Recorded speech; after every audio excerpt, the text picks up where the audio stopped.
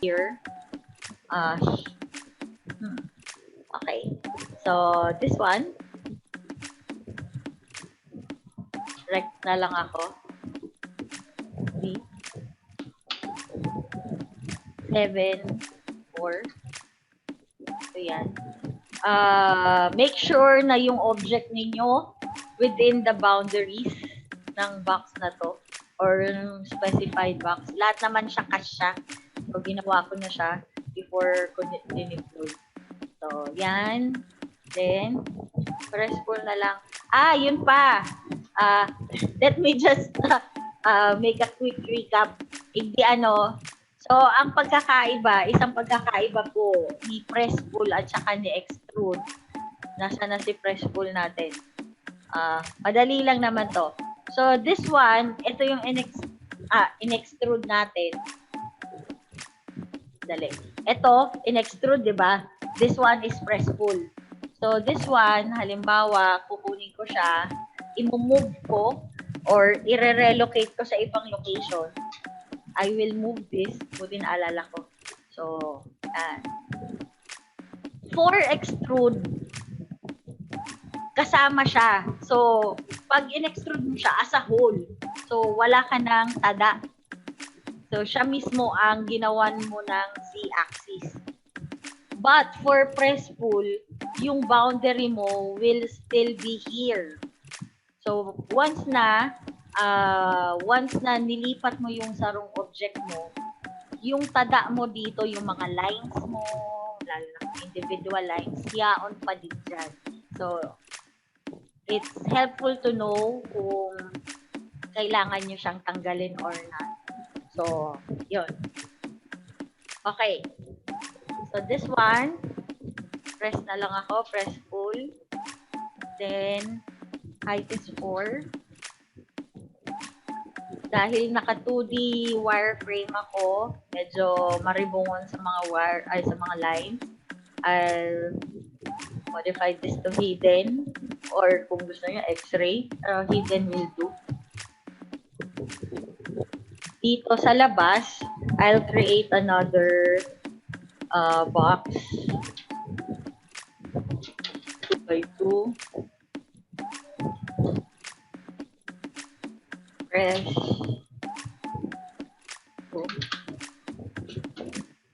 Okay.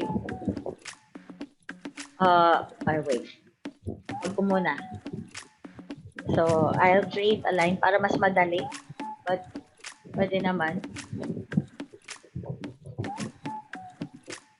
Tapos dito, line din. Line din. Pwede naman. Move. I'll move this. So, kunin ko yung center. Tapos, mid.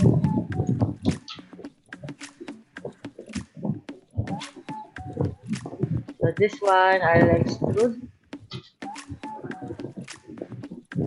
On the line. 2. Then, tanggalin ko na tong linya na to. Well, you can have different strategies for this. Ito, 2. Ay, hindi ko magat yung line. 2, 3, ay, hindi, 2. 2 din pala. 2, 3, 2. Dito, mag-press pull ako.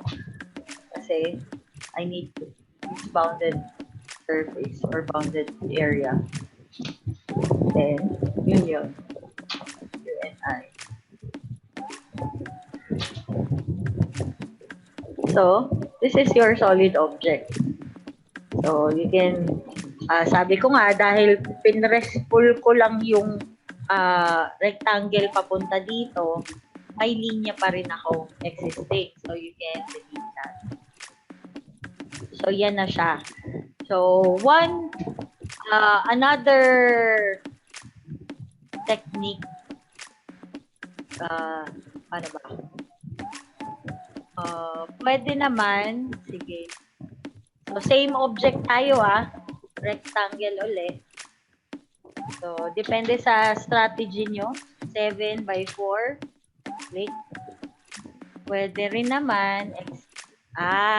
Okay. So, yung tinuro ko kanina, how to join. So, para maging polyline. Para mahiwalay mo naman ito, because this is polyline, no? Gagawin mo siyang individual line. The command, guys, this is very powerful. Explode. So, yan. Pag in-X mo siya, which is explode, enter. So, ito ay magiging lines na lang, individual lines.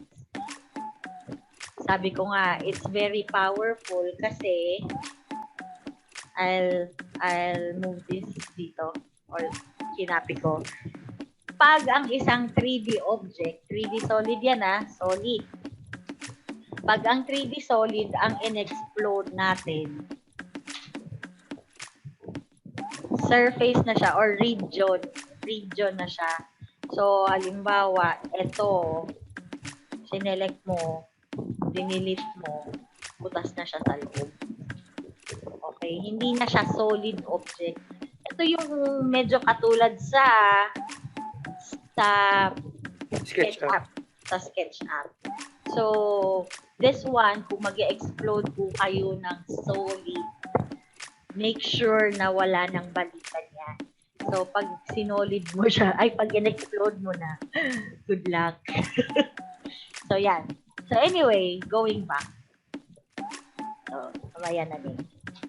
This one, ito na yung in-explode ko na rectangle, diba? Na polyline. So, line na lang siya. What I can do is offset 2 na lang. 2. So, this one. Yan. So, press pull. This one is 2.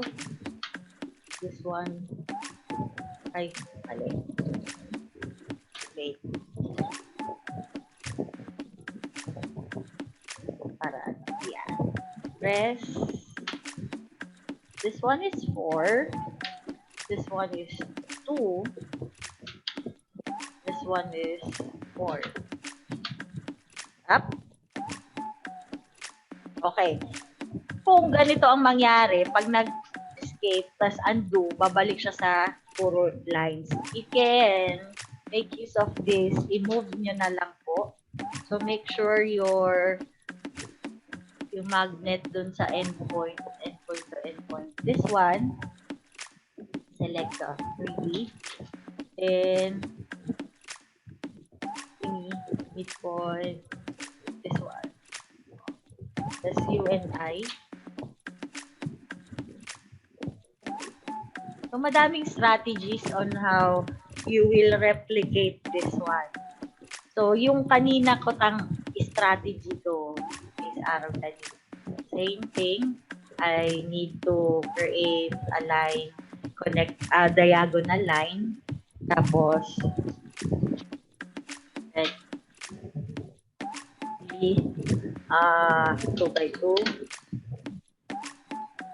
Press. Ngayon, gagamitin ko sa ilalim. Line.